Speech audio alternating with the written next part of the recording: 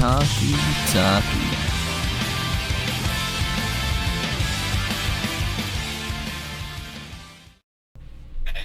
So one thing I was suggesting, and we're recording right now, right? Yeah, we're rolling. Alrighty. So this is our fourth or fifth Chattercast we've made. This is the fifth Chattercast, and it is episode oh my 12. goodness. Episode 12 of the podcast. Okay, yeah. Chris Krogram won't be joining us tonight. Again, he's pretty busy right now. Yup. Big sad. It really is yeah, a big sad. But anyways, so this week we're talking about collecting and collections and that kind of stuff. So yeah. And we're gonna get to about like our anime collecting in a minute. But first of all, collecting has been a big hobby of mine ever since I was a little kid. It all pretty much started like when I was probably in elementary school, probably like kindergarten. I was walking through a Walmart once, and I saw this really cool Lego set that I was like, "Hey, Dad, could I have this Lego set for my birthday?" He's like, "Yeah, sure."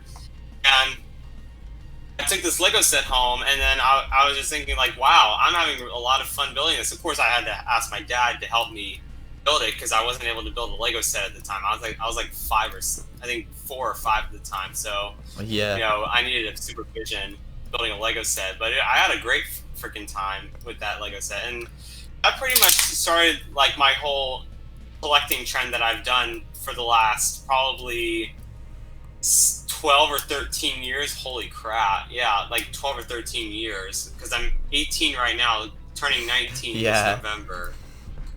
Talking about childhoods is definitely fun. I also did collect Legos a bit back in the day. Like, I had a few like Star Wars sets, and then really the time that I started so many Star Wars sets. The time that I like actually started buying my own sets though, which I think of more as collecting, because like I don't view like getting gifts from people as like adding to your collection. I think it's more like personally driven versus just what other people give you, kind of. So yeah, I wasn't really that big into getting like a bunch of the bigger Lego sets, but when I saw like something that looked kind of cool, I would get something.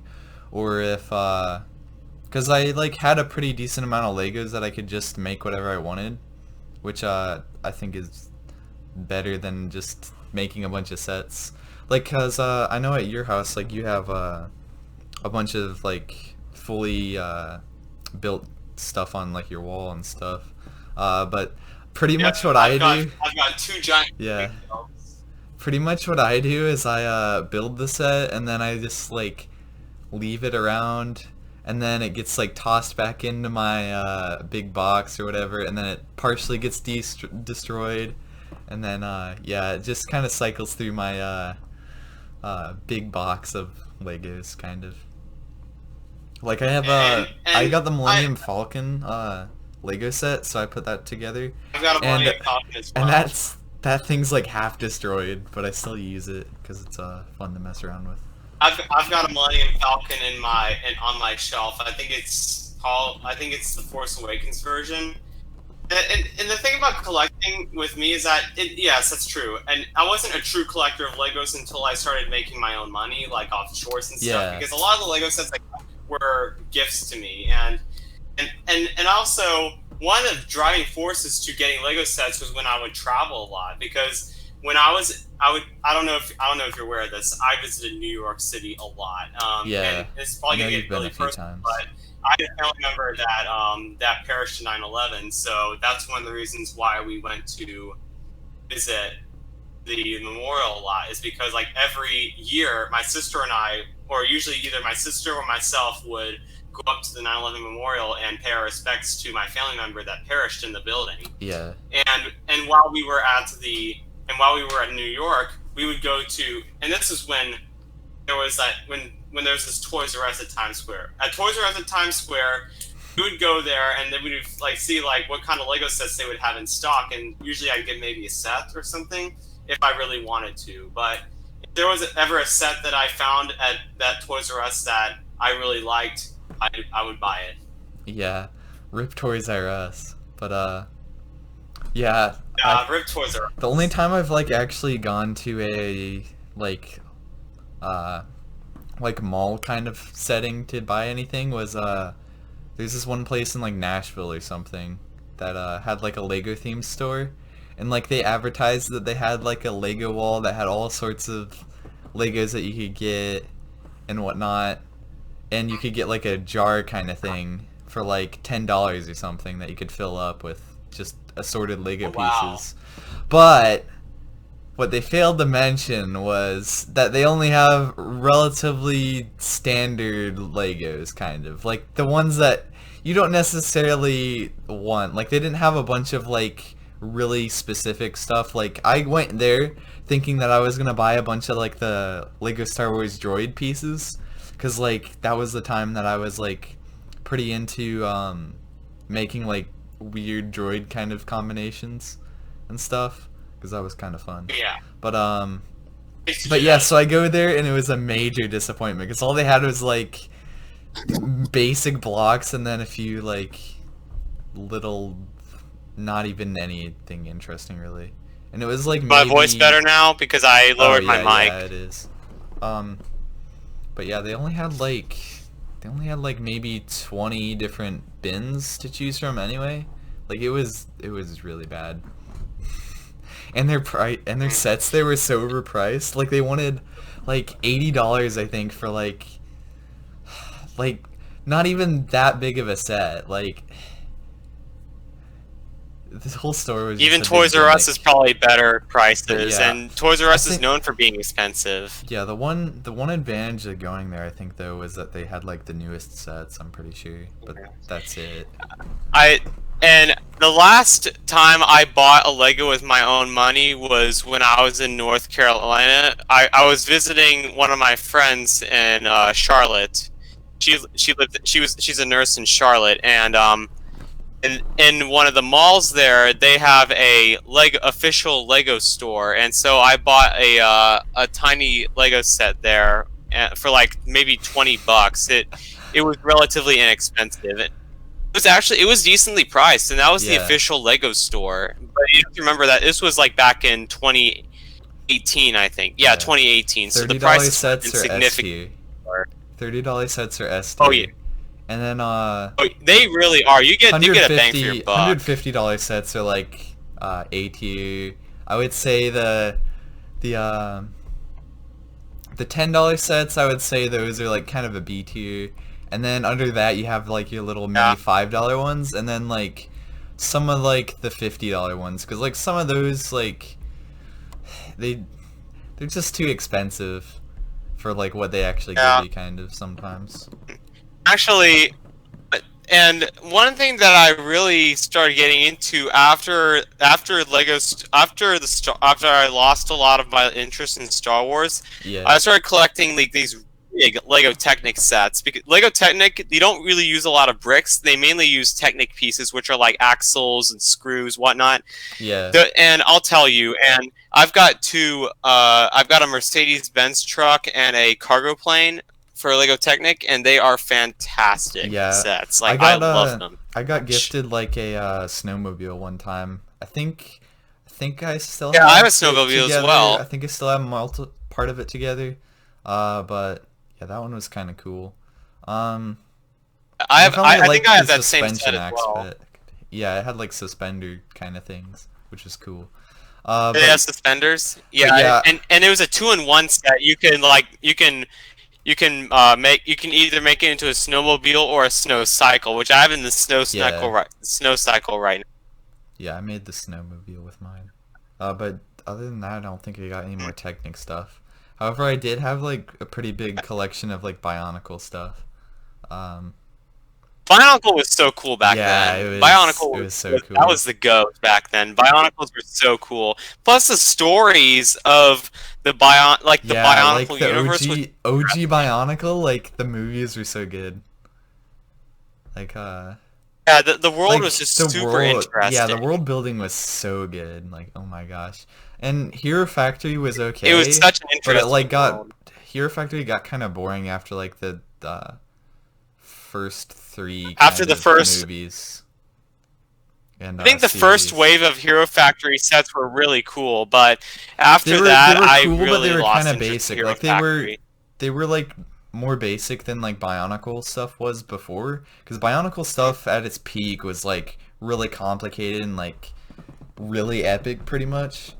Like at one point they had like I think the ones that could like shoot little bug things out of their backs.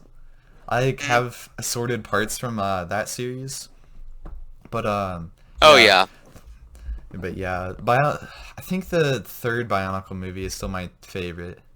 It's the one where they get like turned into like different things or whatever, and yeah, But it's been so long since I watched the yeah, movies. I remember loving them. Like the yeah, world was so interesting. Like the characters I could probably care less about. I think it was just the setting. The setting was just S- super yeah. super The interesting. setting was good, and the first three movies were the best by far, just because they had characters that progressed.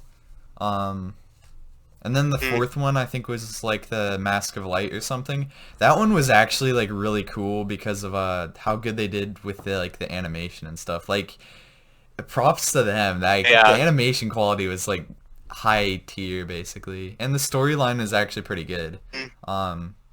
Because it's sort of like post-apocalyptic and whatnot, which is What always cool. other what other lines from the Lego what Lego lineups did you collect from? Because I have a few Lone Ranger sets, Yeah, but that was kind of a flop though. The Lone Ranger movie I enjoyed, but the Lego line was kind of a flop. yeah. I I mean, also have the Lego movie. Those sets are so cool. I have the Benny spaceship, I have the drop ship, I have the construction mech. I believe another set from there, but I those sets were cool. yeah. Like I know the main two I collected from was the Ninjago series and I want to say Chima, but I only got like a few small sets Ema? from Chima. Yeah, Chima was actually like pretty good, not gonna lie. Like I remember when that thing was like I'm premiering and I was like, "Oh, it's a premiere. Wow." Yeah. Like and I it definitely was as good as like I wouldn't say as good as Ninjago, but like it was still pretty good. I remember Ninjago being pretty funny. I was never really Yeah. crazy into Ninjago, but it was funny. The storyline It was was like mainly a always humor top tier series. pretty much. I stopped watching Mm. after like I think it got to like season 4 when they went into like the digital realm or something like that. Um Oh yeah. But yeah, like the whole build up to the fight between the Golden Ninja and Garmadon, like that was like 3 seasons like on its way pretty much, and it was epic. Well, it's like Avatar: The Last Airbender's build up. Yeah, yeah, like if possible, I'm probably gonna find all the series on like DVD or something at some point. But Mm, yeah, yeah. I got the Golden Dragon from Lego Ninjago because like the dragon sets for Ninjago were like top tier because like they mix like Bionicle Wait, I stuff. think I have a dragon set from Yeah, Ninjago. I think you have like the Earth one. If I'm not mistaken. I think it was the lightning one. Yeah.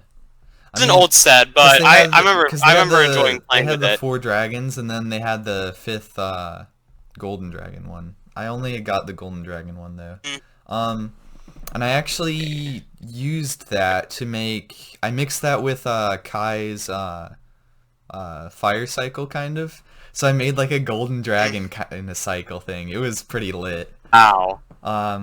Yeah, it was pretty And cool. one thing that I do like about Legos is they're very easy to sort. Like the different shapes and colors that Yeah. you can have. They're very easy to sort. I've got a couple bins in my TV room, which I'm in right now, where I've got like tons of Lego sets. I like the ones on my floating shelves are just the ones like probably maybe 2/3 of my collection. I think a third of my collection is taken apart in bins. Yeah. I mean, I've never been one to like separate individual pieces and whatnot. Just because it Well, takes up a lot of space I'm always if that you're gonna do that. organized. Yeah. Um, It does take a lot of space, but it tend to being a lot more organized. Yeah. Like, I can find things better. And in fact,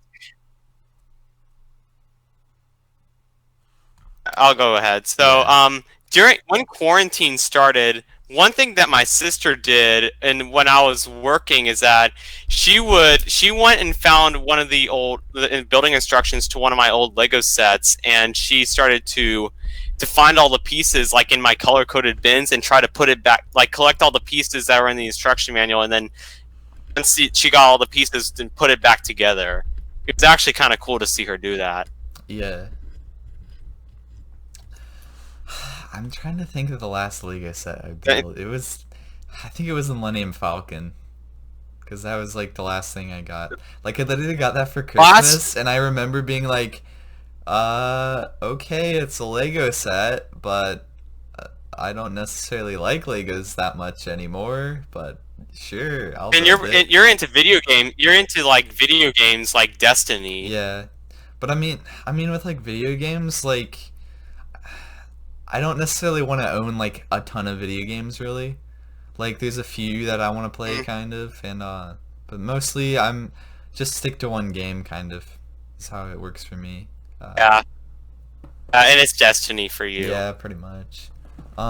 Destiny's like your go-to game for you. Destiny's like the game for you. Yeah. It's unique enough that like it drew me in kind of. And it still kept your attention span. Yeah. Now there are other things that I've collected over the years. I've collected different shirts. And one other thing, this is also ties to my part of the reason why I did Legos was also I collected Connect sets. Oh yeah. I have a bit of bins those. of Connect.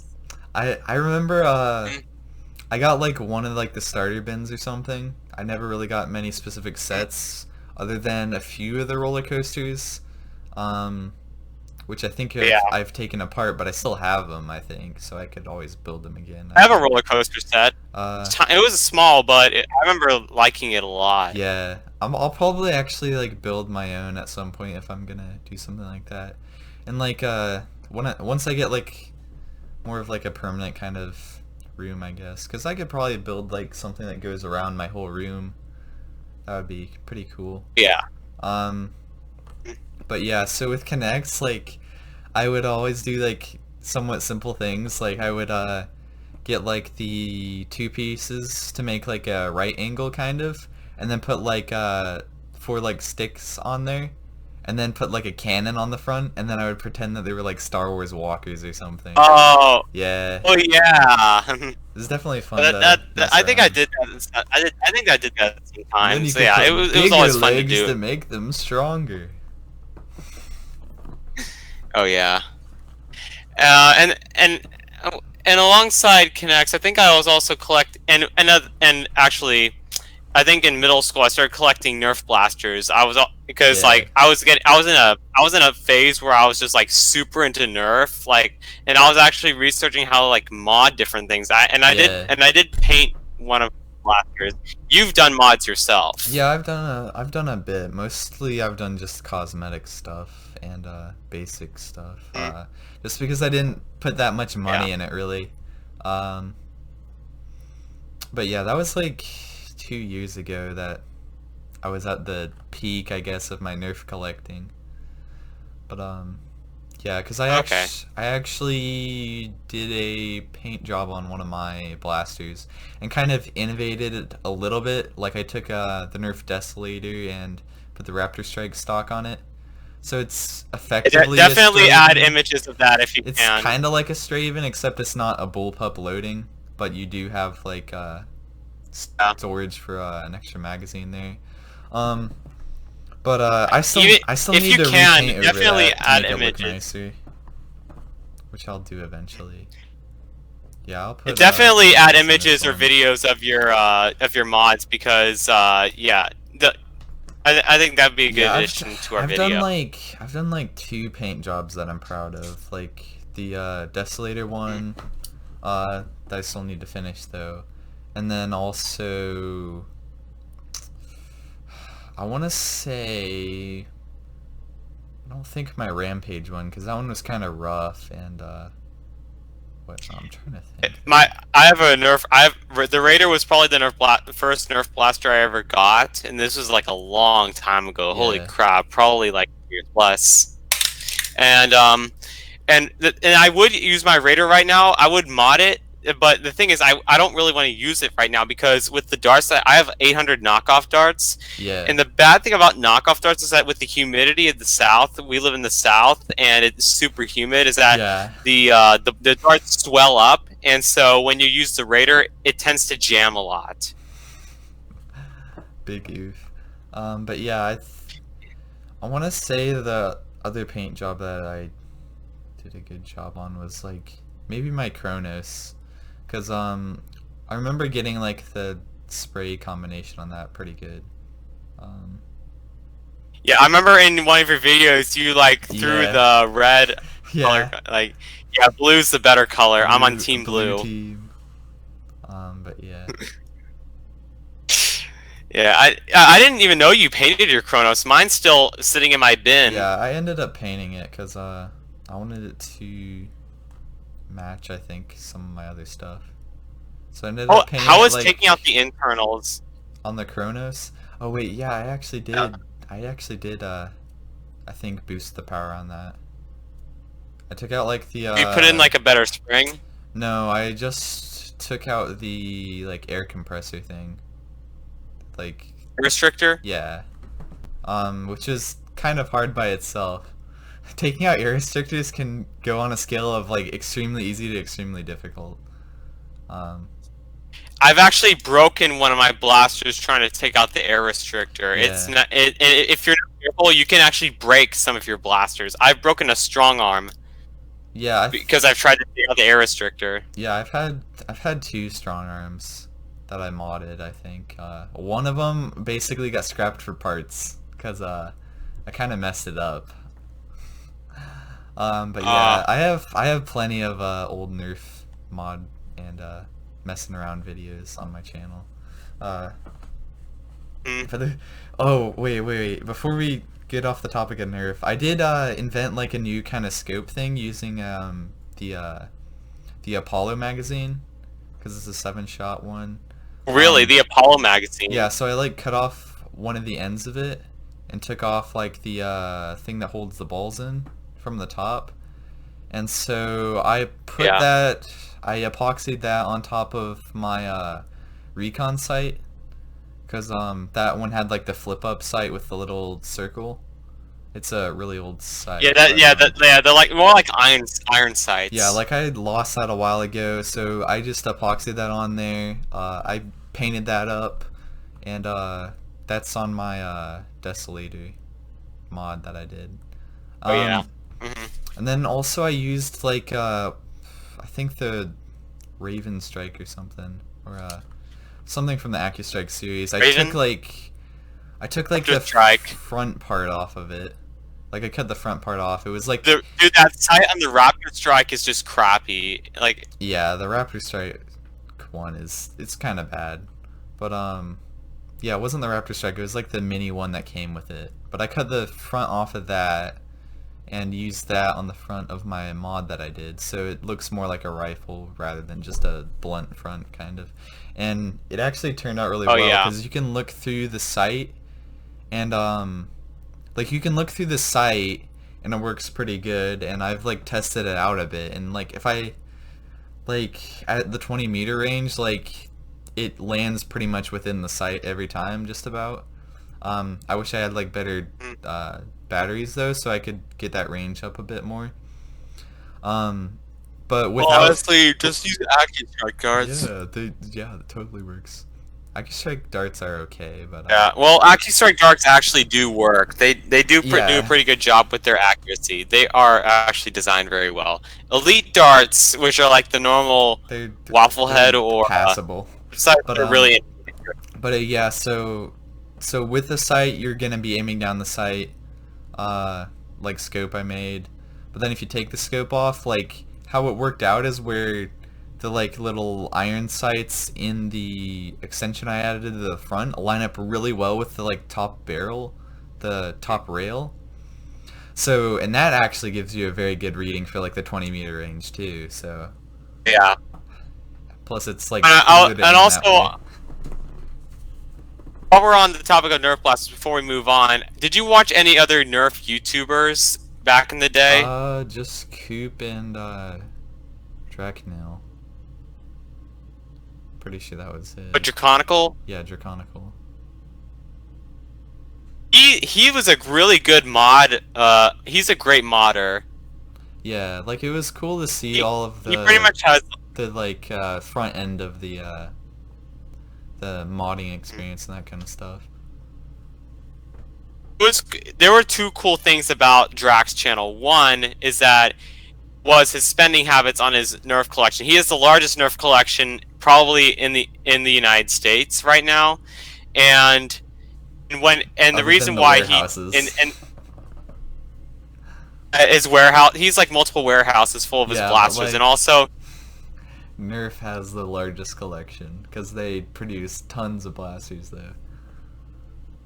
Yeah, and one thing that Lord Draconical did, there was one specific night he and his buddy did, is that in a span of a single night they went to all the Targets in the vicinity of Atlanta, and they bought every single strife that was in stock and on sale. And I think they collected like a total of 40 to 50 strifes. It was crazy. Stonks.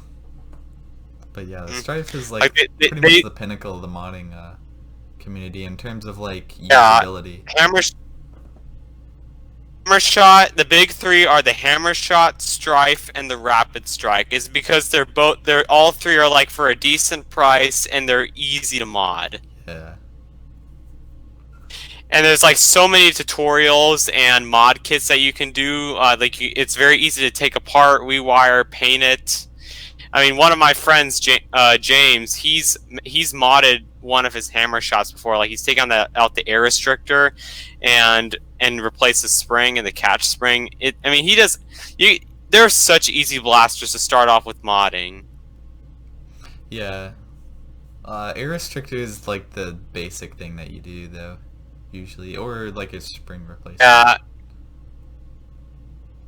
Air restrictors are like to prevent dry firing, but honestly, who's gonna dry fire a modded blaster? That's like kind of unsafe for the. I mean, it kind of is, but yeah. It really is. But yeah, in terms of like collecting blasters, I think I have under 20 still. But the two main things that I have in my collection are the Ghost Ops Recon from the OG N-Strike series, which is like 2000 something. And then I got the Evader, which is the newest like clear blaster. I'm pretty sure. I don't know. Oh yeah, it's kind of like a strife. Year, but yeah. So I put the Recon stock on that, and that's basically what I'm gonna use if I ever get like invited to Nerf Wars or something. But yeah. Now moving on to probably what we were all waiting for, our anime collection. Anime stuff. Yes. Well, if we're talking about anime stuff, I'm gonna start off with. I would like to start off with my YuGiOh collection though, because that's definitely probably my largest collection at the moment. But yeah, like I have tons of YuGiOh cards. You were always a big fan of Yu-Gi-Oh! Like I remember when we were at school, you were playing Yu-Gi-Oh! With this one guy at lunch. Yeah, that was like last year. But yeah, I'm still down to like duel every time someone's up for it, pretty much.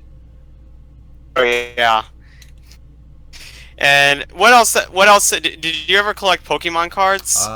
Yeah, I did kind of. Although like with Pokemon cards, like, are you really collecting them? Like, sure, you get a cool card or whatever. Like, I have a few, but it's not like as many as I had with like Yu-Gi-Oh. Like Yu-Gi-Oh is definitely more involved with like building like good decks and stuff. Yeah. Have you ever heard of Weiss Schwartz? No. Weiss Schwartz is like it drains your bank account because it's a card game that requires like multiple like decks upon decks upon decks. Dang. I mean, it just it requires like a lot of money and investment in it. Yeah. Yeah, I think I've probably spent like, in terms of personal money, I've probably spent around the $500 range on Yu-Gi-Oh cards, because I've gotten a few of the tin sets. I've gotten a few of the tin sets, some of the like card boxes. Like, cards do add up quite a bit. Yeah, I've got a decent portion of stuff. I was never really into Yu-Gi-Oh! Or Pokemon at the time because I was a huge bookworm in elementary and middle school. I read so many books. Yeah, I actually collected the Yu-Gi-Oh! 5D's manga when that was coming out. But like, oh yeah, I remember. Yeah, like, you back had in the day when I was like collecting Yu-Gi-Oh! Cards and getting that manga pretty much. That was also when I was watching like Beyblade and stuff. So the roots of Beyblade. That was were such set cool. up. Yeah, cool, really cool. I actually did collect. I forgot to mention this. I did collect Beyblades back then. I also have quite a few of those. I think I still have. I think I sold a lot of them though. Like I gave them to consignment stores and whatnot for other little kids to get into. But back then, really cool thing. Yes. Actually, one of my friends, the YMCA, Beyblades are like the thing for the boys. Yeah, my favorite part with like Beyblades in terms of like their actual usability was when it got to like season 4 of like the reboot series, which is like the one where you could like fuse the different ones together, like the top half and bottom half, pretty much. Yeah. That one was pretty cool because you could put like 2 metal pieces and then they would just spin longer. So I had the Orochi one and then the Ifrit, which were like probably one of the best combos, I guess, just because you're using like a stamina one that was like a top tier stamina one. Like that thing like would spin on and do like lots of damage by itself. Yeah. And that thing, I gave that thing a beating. Like a lot of the paint on that came off. Oh wow, yeah. Paint is relatively easy to lose on Beyblades. And then the Ifrit one would just slam everything else. So you're like taking like really good stamina and mixing it with like really good attack, and like you just slam everything. And now we can move on to our what we're collecting now. Now I'll go first this time because I was pretty much the one that got you into collecting what I'm collecting currently, Blu-rays. Yes, Blu-rays indeed. To give a little bit more context to why like I'm a Blu-ray collector for animes, because I growing up as a kid in the 2000s, like I was born in 2001, and my parents were big collectors of VHS and DVD. Like I think we had like almost like 150 to 200 DVDs or VHS tapes. Like it was ridiculous how much physical media we collected. And then back in like 2017, I think we sold our VHS player broke, and we had to sell a lot of our VHS tapes and our DVDs, but we kept a few of our VHS copies, such as like the Dead Zone, the Stand miniseries, Jurassic Park, and we actually had the original Star Wars movies on VHS, like the completely original theatrical versions. Yeah, I wish I had the theatrical versions, because I just have the like when they first released in theaters. I have the re-edited on cassette. And then I have the whole series on Blu-ray. It's a real. But yeah. It's a real shame that the after the 90s they were re-edited with a bunch of CGI animals. Yeah. Like, why do I need a bunch of CGI animals? I mean, it was okay, but like the puppets were superior though. But oh yeah, the puppets were actually good. They were actually one of the good things about those. They did do pretty good on like motion tracking and like believability though of like movement. Like it wasn't like bad CGI in terms of like Everything just it wasn't like they had a bunch of like animated blobs on the screen. Like they were actually pretty detailed. Oh yeah. Which is something like they couldn't really do back when they did the first one, so they just used puppets. But yeah, if you're comparing like the Rancor and like the Snow Beast or whatever to like the weird lip monster and the weird bug dude from Jabba's palace that do that one singing part, I would take the Snow Beast every day. 'Cause that thing looks way cooler. Oh yeah. Yeah. Mm. And then I think 2018, the Christmas of 2018, my family finally purchased a Blu-ray player. Yeah. 2018. And I think it was that same Christmas where I started collecting anime on Blu-ray because I've quite a few series on Blu-ray. You cannot believe how much money I've forked on Aniplex stuff. But the reason why I go for Aniplex is because they will get really, really good anime, and those are the anime that I want to own. And it's a shame that I have to fork out so much money. I mean, look, you're gonna have to fork out so much money for Demon Slayer and Kill la Kill. Yeah, like probably what I'm gonna end up doing with those is I know this Christmas I'm making it my personal checklist to get Kill la Kill because I need that. I need to get it. But then if I like get a job or whatever, I'm gonna get like Demon Slayer and Fate stuff. I'm gonna get that just because it's in like it's like it's basically like pinnacle anime, I guess. And then there's like no like standard releases for like the Fate series, and like 20 or 30 years from now I want to literally have like good quality releases from stuff. Although I think like eventually there will be like remakes or of like Fate stuff if the show is like still popular. Yeah, re-releases. But like 10 years from now, 20 years from now, 30 years from now, like Fate is still gonna be popular just because like the animation is still really good. It'll age well. Yeah, like definitely collecting anime that ages well is good. Like and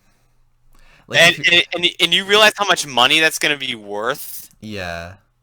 Well, not necessarily. It's gonna be worth like hundreds of dollars. Not necessarily, because I generally think that like there's like a 10-year period where like you can kind of sell stuff for like pretty high prices, and then after that it loses its value until it becomes like really old. But then it's usually better to just like remaster it onto a newer thing and it gets a new release, so then the old thing really isn't worth buying as much unless you're a collector. But yeah, so for example with like actually I don't have a good example, never mind. And back then Aniplex got so much beef from the anime community because of how expensive their physical media releases were. And there's a lot of speculation on why media anymore. What? Say that again? Not as many people like buy physical media as much anymore. Although like because everything's digital now. Now that I know how like Japan does their Blu-ray releases and like whatever, like anime Blu-ray releases are actually like the best in like the world pretty much in terms of like what you actually get with it usually. Like, cause in America like you could get like for example the Star Wars Rise of Skywalker 4K edition, $80. Yeah, get that standard release. Yeah, totally. For like 2 discs. Yeah, they're making like tons of money off of that. And then you go to the opposite, which is like Blu-ray releases or whatever. Like sure they have standard editions, but usually their MSRP is like that of what you would expect from normal American releases. But then like online and stuff, they're always a lower price because it's a more competitive market. Because people actually go out of their way to actually collect stuff for a good price, and in America, this is more prominent in America. They just just press the MSRP because it's like you're not supposed to find it for cheaper than that. Because it's not for collecting, it's for owning the movie as soon as you can watch it out of theaters, pretty much, is the big gimmick. Oh yeah, because it doesn't stay in print for very long. But now they're literally charging, like, on streaming platforms. Like, streaming platforms are literally going to be, like, worse than collecting Blu-rays after a while. Cause, like, Because like Mulan is like $30 because Mulan is $30, but you could literally get like Mulan like 2 years from now. I would argue like a year from now, it'll be on like Blu-ray for like literally $30. Nobody's gonna buy it though. For literally $30. Nobody's gonna buy it though because it sucks. Yeah. I mean, like and plus Disney's in bed with China. Yeah, pretty much. But yeah, I'm definitely in favor of like good quality releases on Blu-rays. But yeah. And one thing that I really love about Blu-ray is that it's usually uncut and uncensored. Yeah, definitely. Like for example, like ReZero, like when it ran on TV, I'm pretty sure its rating was like TV 14, but the unedited version, or like the version that was re-edited, kind of, to have like more gore and that kind of stuff, that one's actually rated mature, which is the Blu-ray it's a 17 release. plus rating.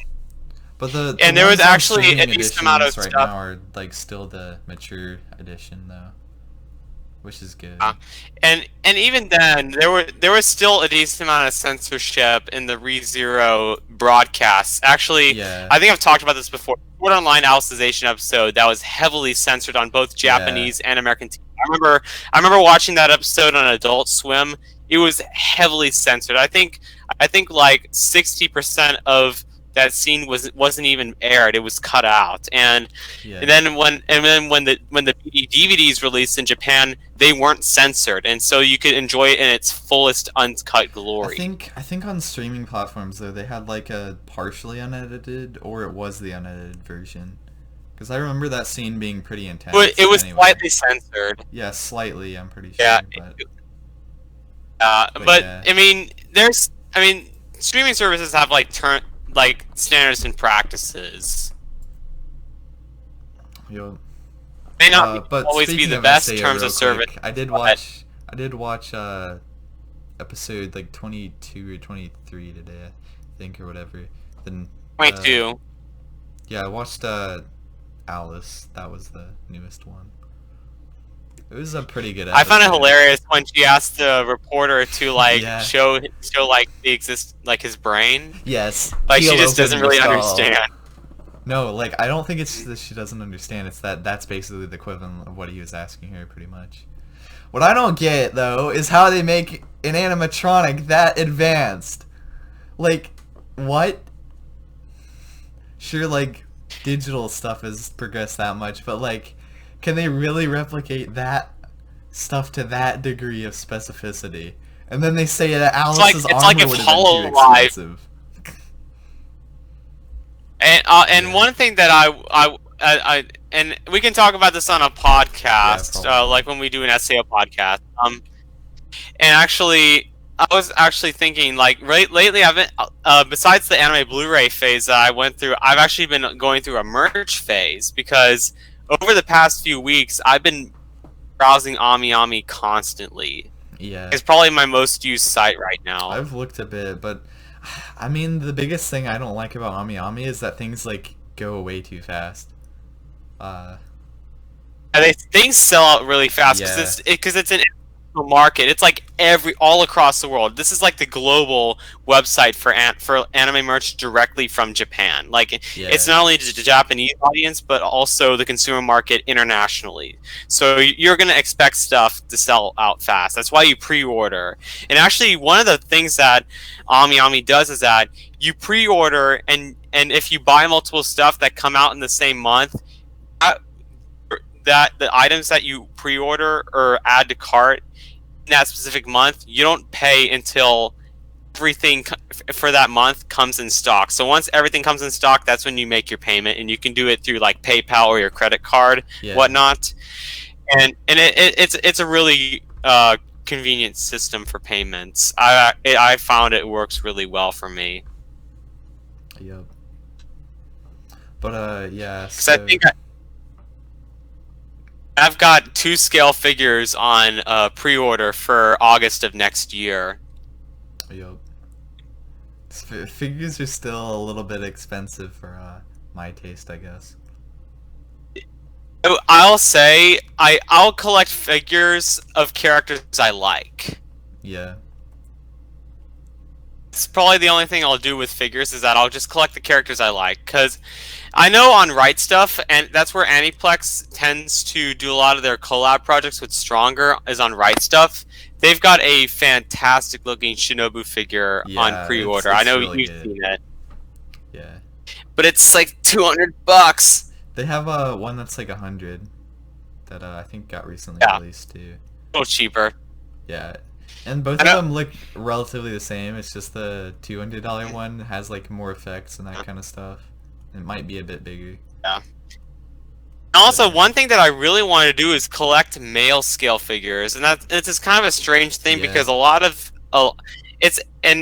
female characters get really good figures, but I would buy more male scale figures, but a lot of male characters I like don't end up getting really ugly figures, and the male characters that do get good figures are like from shonen series like My Hero Academia or like Demon Slayer. Demon Slayer I mean, I wouldn't mind getting pretty good. There was a Tanjiro figure on Right Stuff, like I think it was like $300 or something. It was like 200, I think, but it looked fantastic. Yeah, it looked great. Like and Tanjiro is actually a character I would get a figure for because I really like his character. Yeah. But one character I really want to get a figure for, like a really good scale figure, probably like 1/7, is Archer from Fate Stay Night. Yeah. He'd be awesome as a scale figure. I've been thinking about it for a bit though, and like I probably would get like a Lelouch figure or something. Cause I mean when I think of like Lelouch. anime and like characters that just kind of fit, I guess, with like who I am, I guess. Like I think of Lelouch a lot. Like I literally can't think of any other character that like is even like close to me really. Pretty much. Light Yagami's very similar to Lelouch, but I don't think he really had much connection with it. But he's but the thing is like Lelouch would be like on the scale of like neutral, wait, not neutral, but like chaotic good or something. Wait, no, Light, it would be chaotic good, because he's like, I would argue that Light is like doing like good stuff, I guess. In terms of a character, like, yeah, chaotic good. And then Lelouch is like, no wait, I would honestly argue that Lelouch is more of like just an evil character than Light. He's very radical. Yeah, very radical. So like chaotic, whatever, chaotic neutral, I guess. Or wait, no, Lelouch is more like law-driven, I guess. But And I've actually got an Ami Ami package coming in this week, so hopefully I will get a video out on my YouTube channel. Hopefully, because I'm trying to learn how to use iMovie. What is your YouTube channel? I will link my YouTube channel once I've got my video posted. Yeah. And I'm gonna be iMovie on my phone because I'm not trying to be too professional with what I'm doing. I'm just starting out. Yeah. Yep. My package is expected to come Wednesday. I've actually got, and one of the things is that if my other packages weren't delayed, I would be like, I've got so much SAO merch in my title. Yeah. Yeah. Tomorrow I should have my Right Stuff order that I'll unbox and whatnot.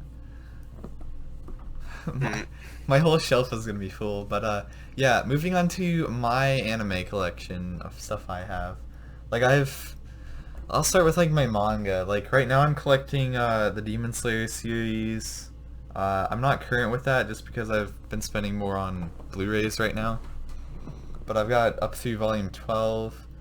And then I basically just have a bunch of other assorted like anime series. Like, cause you gave me quite a bit of your old ones that you didn't want anymore. I gave so much of my manga to you. Yeah. But yeah, if I'm gonna collect anything other than like Demon Slayer after that finishes, I'm probably gonna get the ReZero light novels. Oh yeah, the light novels for ReZero. Yeah. Actually, one of those. Or I might actually go the manga route because the manga is like has a lot more gore in it, and I definitely like that. Yeah, I mean, I'm probably gonna stick to the light novels though, because I can handle light novels. Like I can read Classroom of the Elite, like, and I still need to read Volume 5, which I picked up recently. Yeah. Oh yeah, do you have any interest in reading the Bunny Girl Senpai novels? Yeah, I have an interest in doing that. Because I have volumes 1 and 2. Yeah. Which is like the show pretty much, right? No. The TV series covers volumes 1 through 5, and volume 3 releases this November. Dang, So we're not close yet. Yen Press is getting a little bit faster. Yen Press is getting a little bit faster on their releases because I remember a few years ago, it took them forever to translate Spice and Wolf, from what I've heard, from like Chibi reviews and stuff. Yeah. Because I remember when Chibi Reviews first watched Spice and Wolf, he said that Yen Press was not even past where the anime covered in terms of source material when the anime was airing, and that was like back in 2008, 8 or 9, I think. Yeah. I think it took Yen Press like I think until 2017 to finally translate all the Spice and Wolf light novels, but then Spice and Wolf came back recently, so I really want to read Spice and Wolf because like I've heard it from Chris, it's a very, very good series. Yeah, I'll probably get the Blu-rays when it's relatively inexpensive. But yeah, like light novels take a while. Like ReZero, like after volume 10 I think is when season 2 starts. And I think they have like because it has a kid on the cover. 13 maybe released or something in the US, maybe 14. But like that's season 2. The anime is like airing right now, so probably by the time season 2 finishes, like the light novels will be right there with it. So but like it's ReZero's already in like arc 6, I'm pretty sure. And there's speculation that it's probably going to be like 10 to 12 arcs long, like the entire ReZero series. Like, I think the author's practically stated that he wants it to be that long, kind of. Which very long put, series. Like, which at the rate that he's going or something, like I heard that like the series would be going on to like past 2030-ish. And like the anime... Really? Maybe, I'm not sure. That was just a rumor I heard of it. Well, if like, White Fox wants to continue adapting, like, because like he's been writing since like 2010 something or whatever. Like, yeah, because it started off as a web early novel. 2010s, yeah. And then season 1 was like 2016. Season 2, 2020. So that's 4 years, and then season 3, which will probably be arcs 5 and 6, I would say. It'll probably be like 2023, I would say. Yeah. Before that actually gets like released. And we'll talk about this on a ReZero podcast. Yeah, we're definitely planning on doing. We pretty much covered everything that we were going to talk of about. season 2. We've pretty much talked about everything. But yeah, pretty much. Yeah, Yeah, I'm definitely starting to collect a lot of anime Blu-rays. Literally since the summer, like, I started the summer off with only having like maybe 2-3 series. Like, cause you gave me Your Name, and then the summer I bought like ReZero, and then I got my Right Stuff haul, and then I've gotten like all of Attack on Titan, and then like a few other series, pretty much. Then I gave you a bunch of other things. Yeah.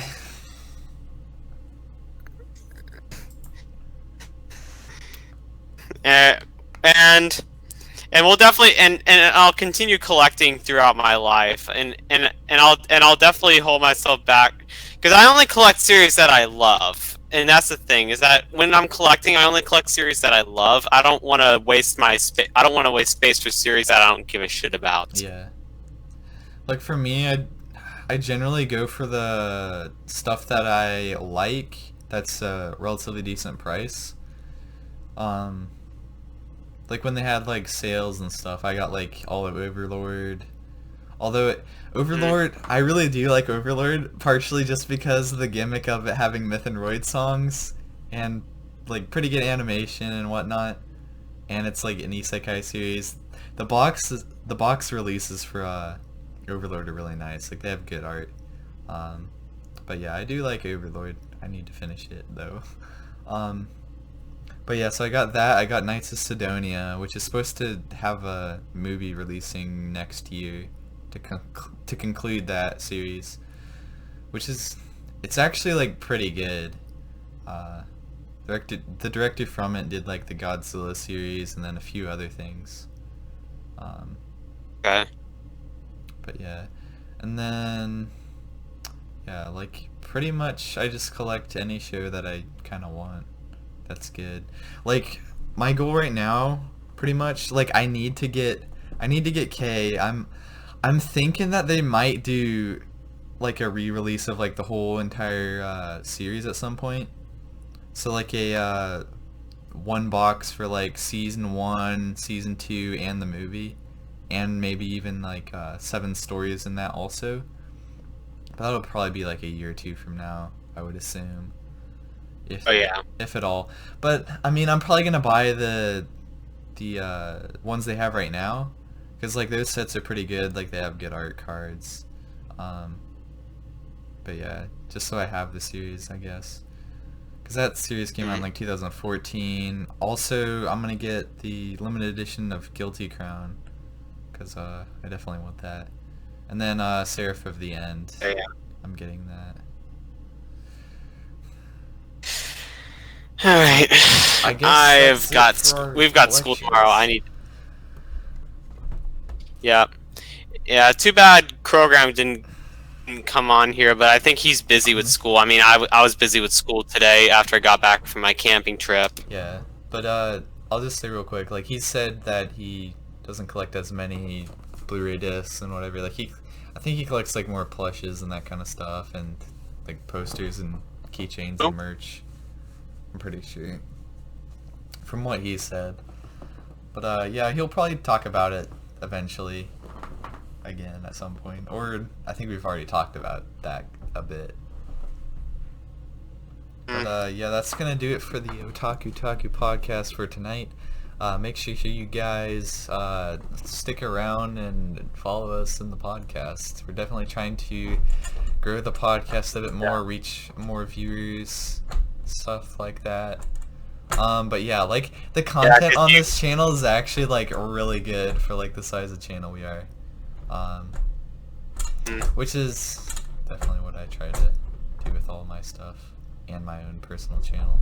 But yes, until the next time, this has been the Otaku Taku podcast. We'll talk to you in the next one.